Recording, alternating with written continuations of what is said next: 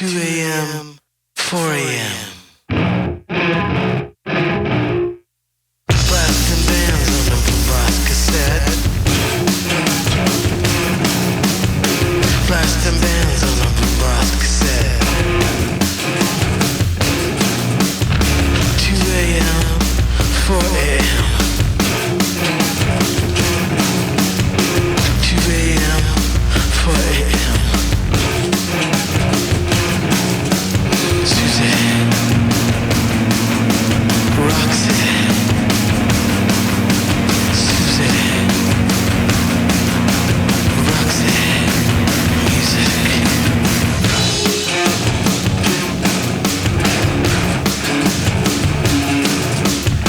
Blasting bands on a boombox cassette. Hey everyone, welcome to Manny's Mic Locker.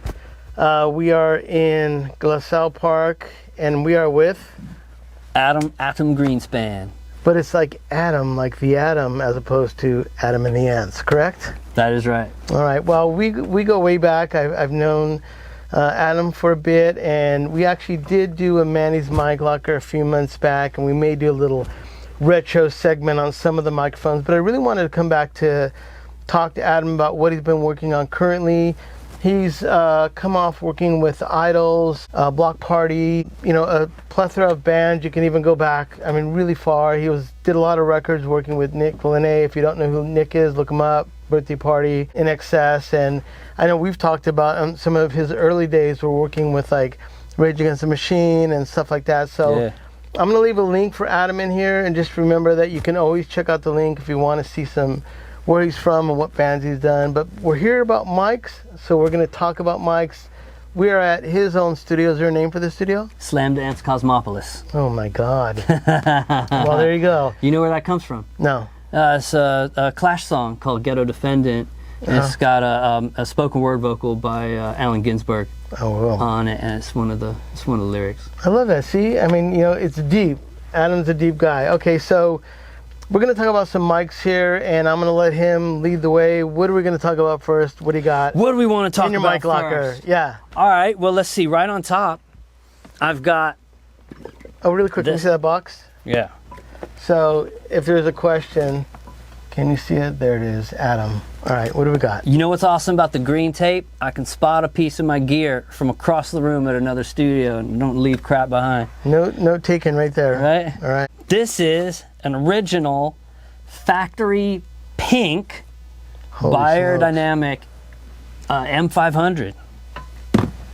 This is a beauty. No idea why they made it in pink. They're normally black. It's like a champagne color, right? Yeah, it's like rose gold. Just used this as my main vocal mic all over the Blinders album, which is out now. This, during the course of that record, something rattly started happening. Still works fine, but knowing that you tend to work magic on ribbon mics, I'm actually going to let you take that with you when you go today and see what's going on with it. I'll already make a prediction. There's like a little plastic hat that's glued to a screen. It's taped around it.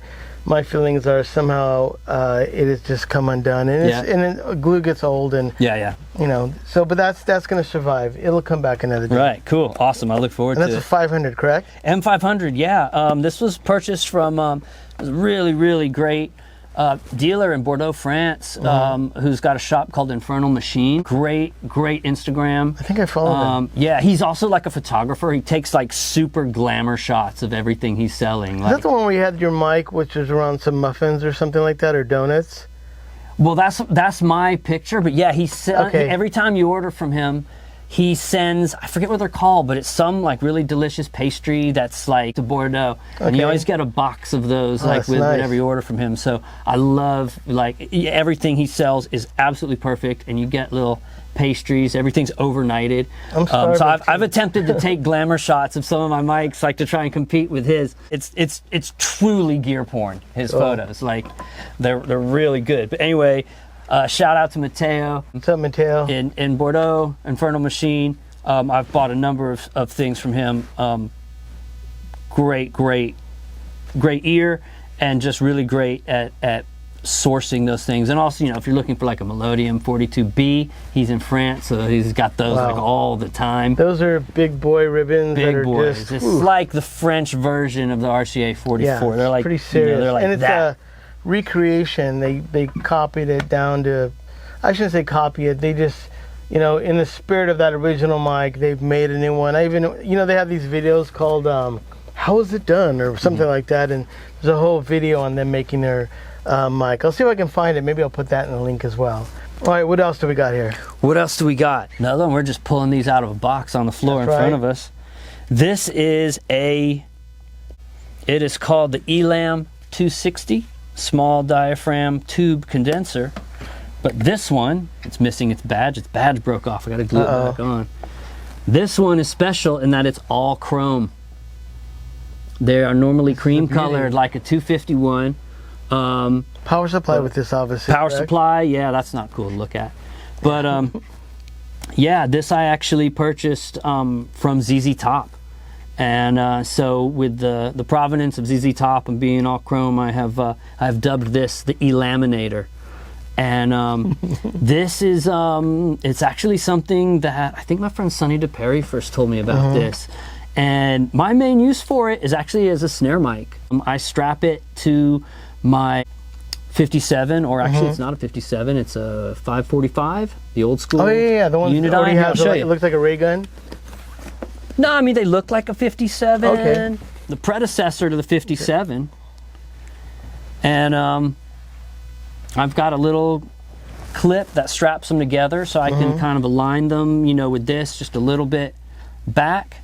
And those are my top snare mics. I love that. Like that. I picked this up a while ago, this 545, because I just, you know, I had heard a lot that these older Shures do indeed sound better. They do. And the other thing too is, you know, with an SM57, it's such a durable microphone that it's almost never going to fail completely, but they will start to sound bad. Yeah. And so you go to a studio and you know, they might have a bunch of 57s and you put something up and you're like, that's not sounding really quite like, so you switch it out and like takes you like 3 of them, like, oh, that's sounding good. So I was like, you know what?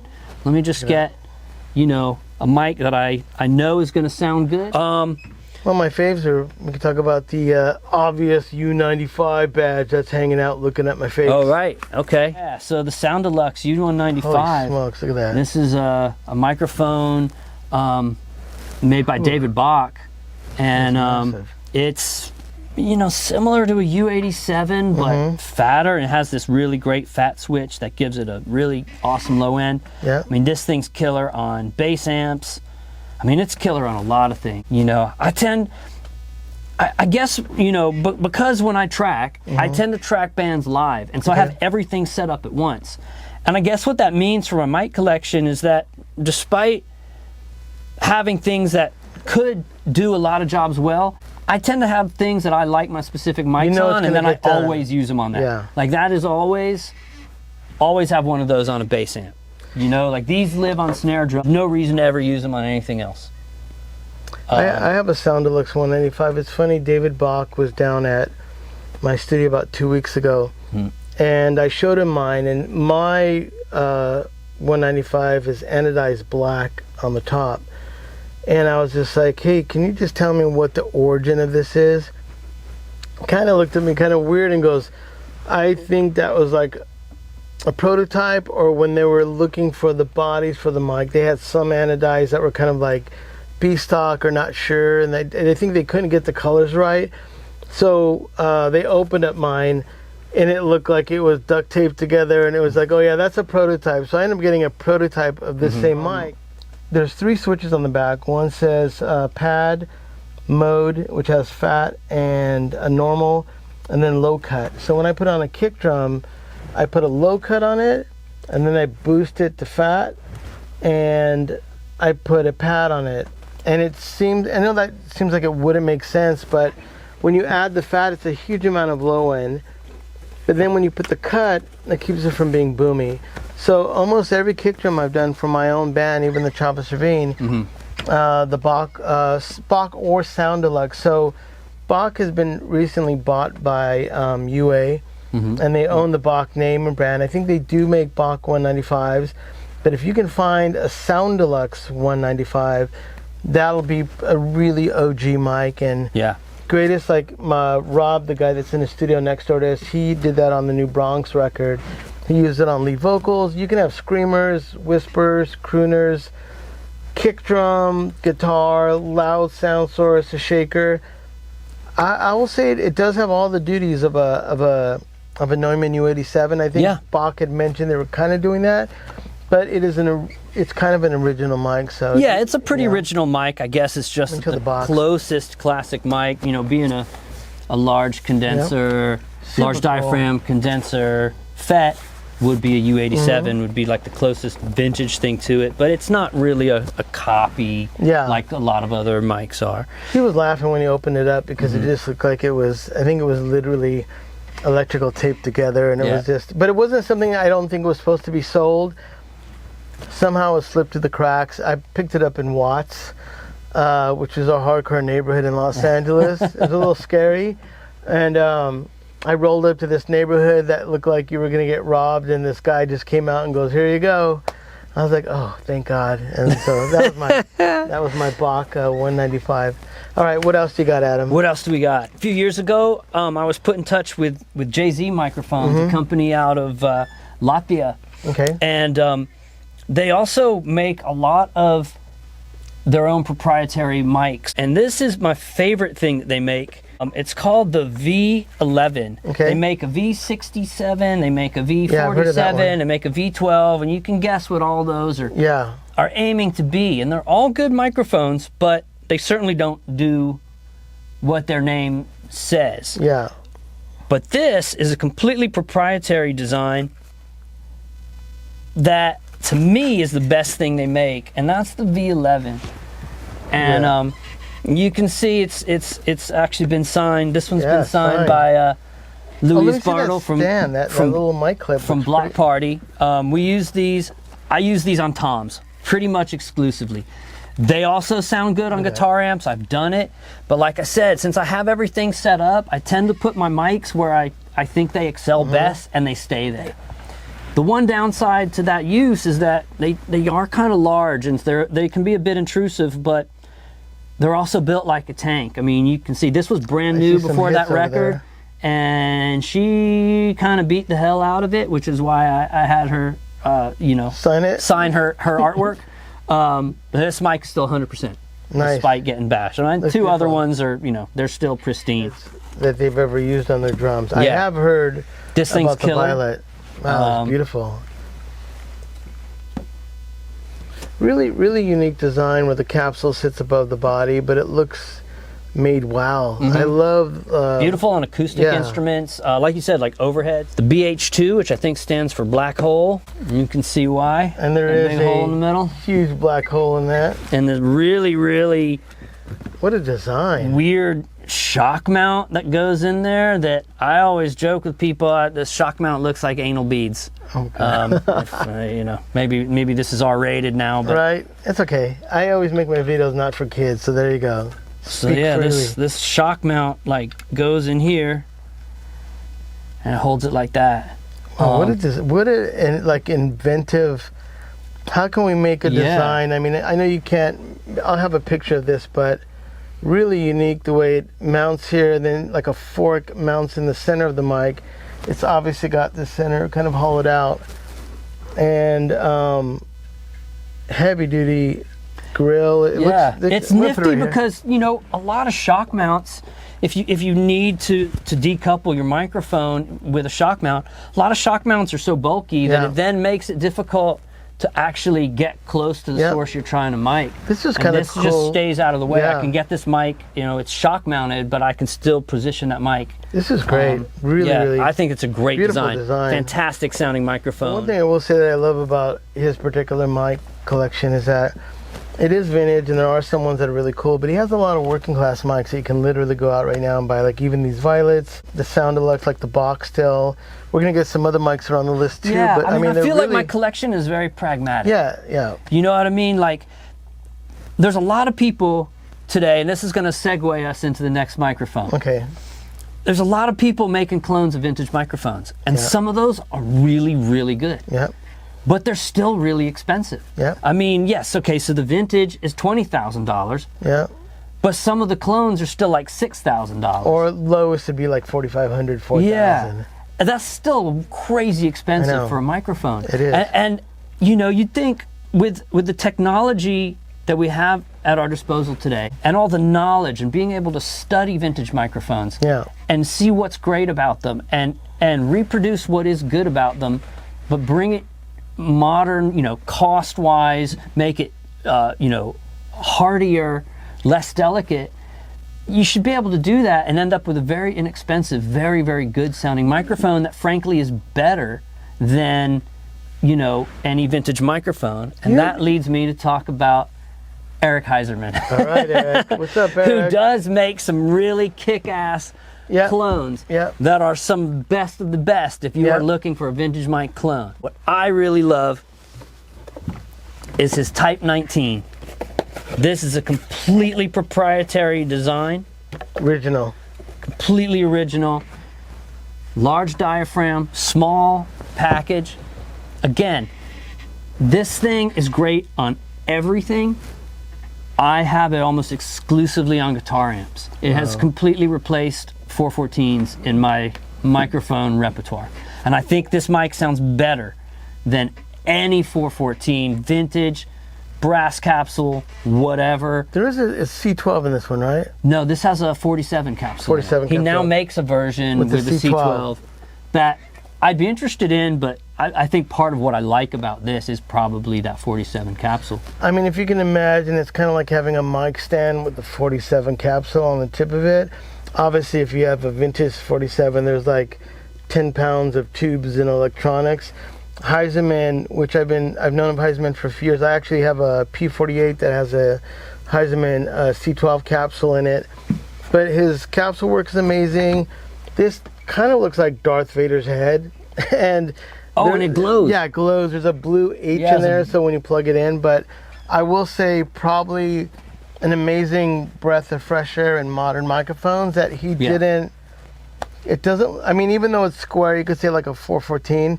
It's not a 414, no. Not at all. So, and the sound is massive, huge low end. Like I said, it's just a capsule.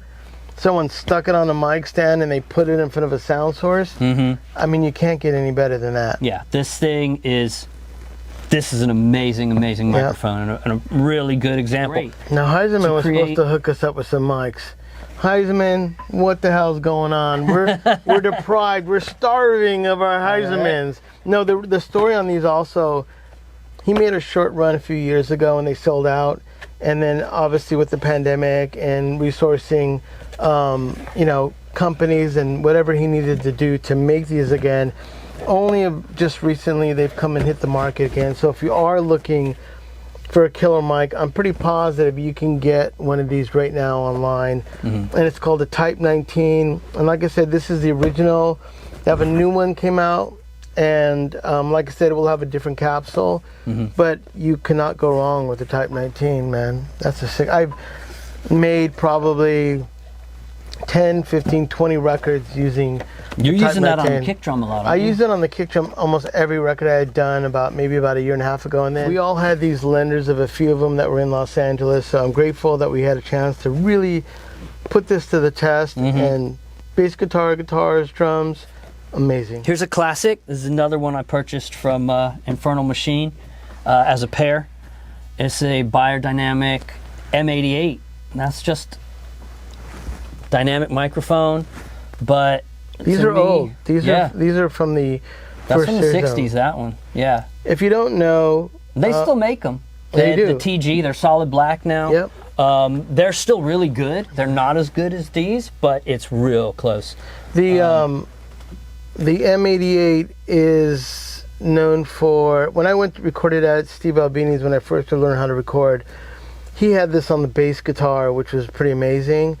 But I've also heard that the Rolling Stones kick drum was an M88. For a lot of years they had it. These are a little bit more sensitive. These aren't like the Invincible mics.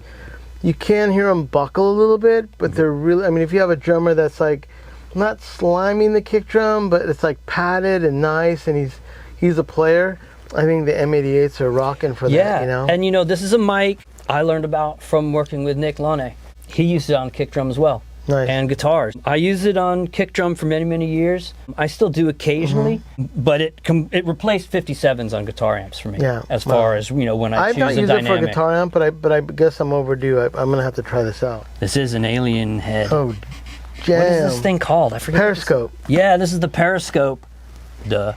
I got a special little purple eye on it, and this thing is just like, it's a condenser. It's got a really trashy Has a compressor built in. inside, Like right? it's just instant trash. You don't even need to do.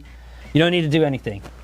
Amazing. It's built into actual copper piping. You know, throw that up as a drum room. I've used it as a distant mic and acoustic guitars. Use that a lot actually on blinders with acoustic guitars. Have a cleaner mic up close for the definition, and this kind of off a bit to give a little more vibe. Blinders was one of the records that he was nice enough to invite me down, that I saw him track a little bit. So if there is a release you really want to hear what Adam's been up to, you can definitely check out the Blinders record. Yeah. And that was out just a few months ago, correct? Yeah, just came out in beginning of March. All right. What else do we got, brother? Here's a mic that I'm not sure if you're familiar with, Manny. It's actually the original GravityWave microphone company. Look at this, OGMC right there. OGMC, and no, I'm kidding. Manny made this. Yeah. Check it out. You're probably better at talking about it than I am. Well, this is, when I started working on ribbon microphones during the pandemic, I just worked on every mic I could find, and my friend brought over maybe 20 Chinese microphones. This happens to be an MXLR 144, and every time I would go and mod the mics and check them, he'd have a few of these scattered, and I'd do another one. I just realized they sounded incredible. So I changed the ribbon on them. Some of them I have silver wiring. Basically tell my friends to buy them at Sweetwater for like, I don't know, they can be they're $100. Yeah, $100. Sometimes they're on sale for $60, and then they ship them to my PO box, and then I'll redo the ribbons, and then I send it back to him. But obviously you're locally in LA, so I just hooked these up with my buddies. Aaron, the studio next door, has maybe 5, 6, 7, 8 of these. Super pumped that people love these. I do think if you bought this and it was stock and you plugged it in, it would be okay, but the ribbons inside are just terribly done. So when I change and put a high quality ribbon in there, it becomes as good as, like, you could say even an N8 by AEA or an R84. It's a larger type of a ribbon, really full bodied. I think it's heavier sounding than a Roy, thickness. I mean, I think Fake Names was the first record I used this on. I think that's right when I got it. Another band he just worked on as Brian Baker was just like, he told me it was the best guitar tone any engineer had ever dialed for him. I love that. I was very flattered by that. I can say, not only because I re-ribbon them and I put my little tag on them, but one of the reasons I think why you may like it is that these are figure 8. So this is the front. If you're looking at it sideways, the sound comes in here, and then there's sound that can be in the rack. So when a speaker hits it, I think like the low end may be a little bit of a buildup back here. So the mic hears both sides, and it really captures a nice picture of the speaker. And that figure 8 is pretty standard on pretty much any ribbon microphone. It's just the nature, or any like this. I mean, somehow things like your the M500 is not. That is a cardioid ribbon. Those are rare. Yeah. They do exist. Yeah. While we're on the subject of ribbons, this is a cool little dude. I know that. Shure sent me over. I love that. This is the 313, something like that. Wow. That is a super beauty. cool looking, super goth, black with a red grill. And that is also a figure 8 ribbon, but the two sides are voiced slightly different. You've got a brighter side and you've got a darker side. And it's cool, and you know the mount allows you to just turn it, so you can kind of on the fly, you can kind of hear. Well, there is a patent on that. What it is once again on a ribbon mic, you would think the ribbon's in the center, but if they mount the ribbon a little bit more forward, somehow I think the back would be brighter and this would be more bassier. And also the technology, Shure bought. Yeah, they didn't design this mic, did they? No, they bought this from another company. They bought the technology because these aren't, I don't believe, regular ribbon, which is aluminum. It's another kind of technology. If someone had made and designed a microphone, and Shure really loved it, so they bought the mic, the design, the technology. So these aren't really something, like even if someone had one blown and they wanted me to repair it, I would probably say you should have Shure do it, because you should have whatever it is they put inside this. But it feels like it has a massive heavy magnet in it. Yeah, it's like for its size, this is a really heavy microphone. I love that mic. I mean, it's almost as heavy as yours, and it's heavier than yours. Feel that? Yeah. I mean, I'll say I think that way smaller.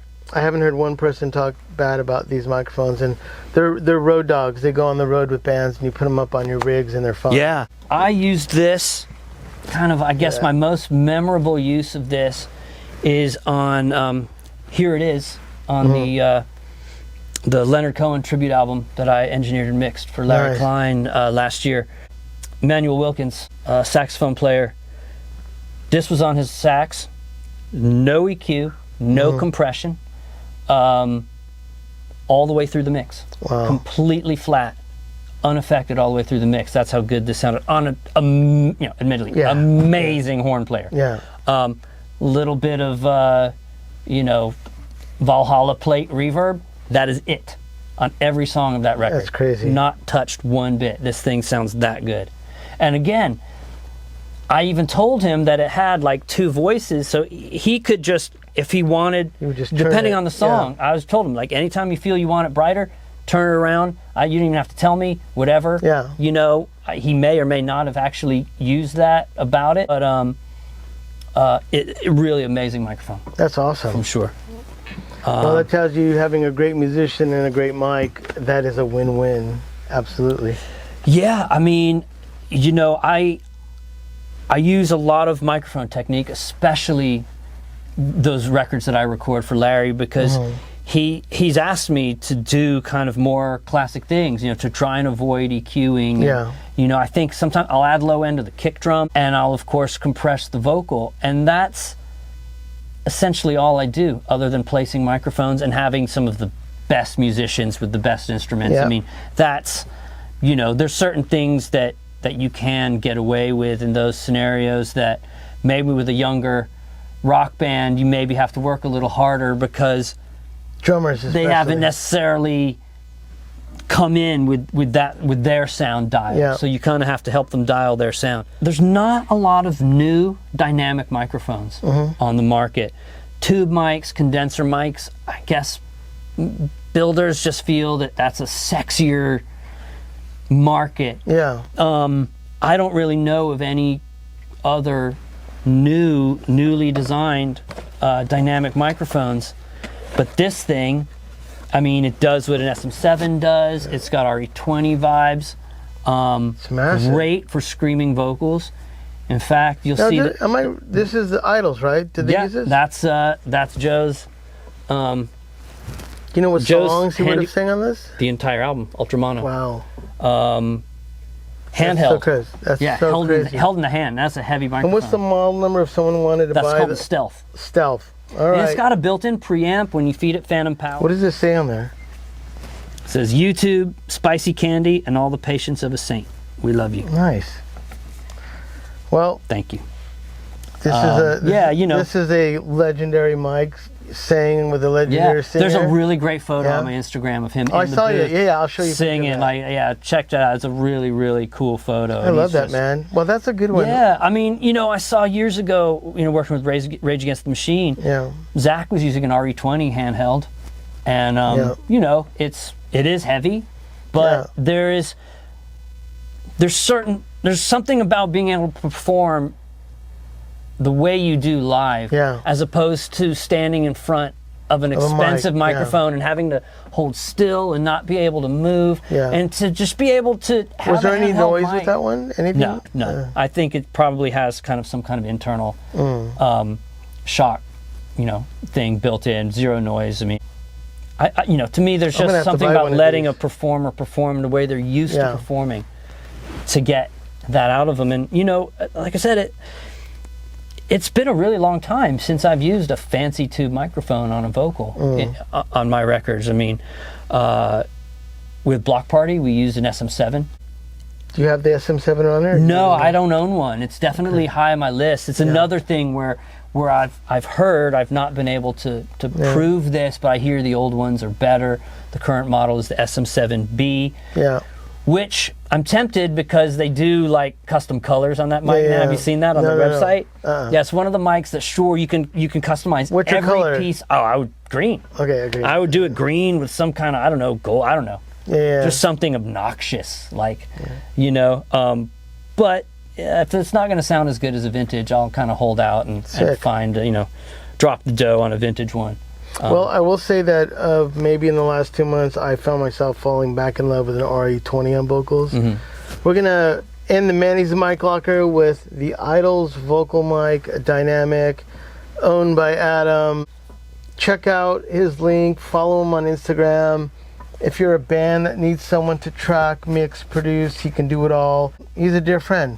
Yeah, man. Thank you so much. Thanks for having me. Yeah, Manny's mic locker, LaSalle Park. Thank you. Look at that. All right, we're out. Cool.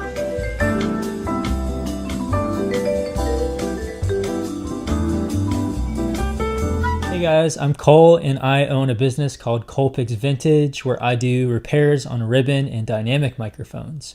Manny asked me to come on and give just a quick pitch of my services. So if you need any help with any ribbons or dynamics, I work on a lot of AKG D12s. Anything like that, any microphone that you need re-ribboned, I can help you out. Hopefully you enjoyed watching this video of Manny's mic locker. I'm certainly pumped to check out all the videos. And yeah, again, if you need any help with any microphone repairs, I'm here to help. You can go to my website, colpixvintage.com. Who's pretty on the inside? Who's pretty on the outside?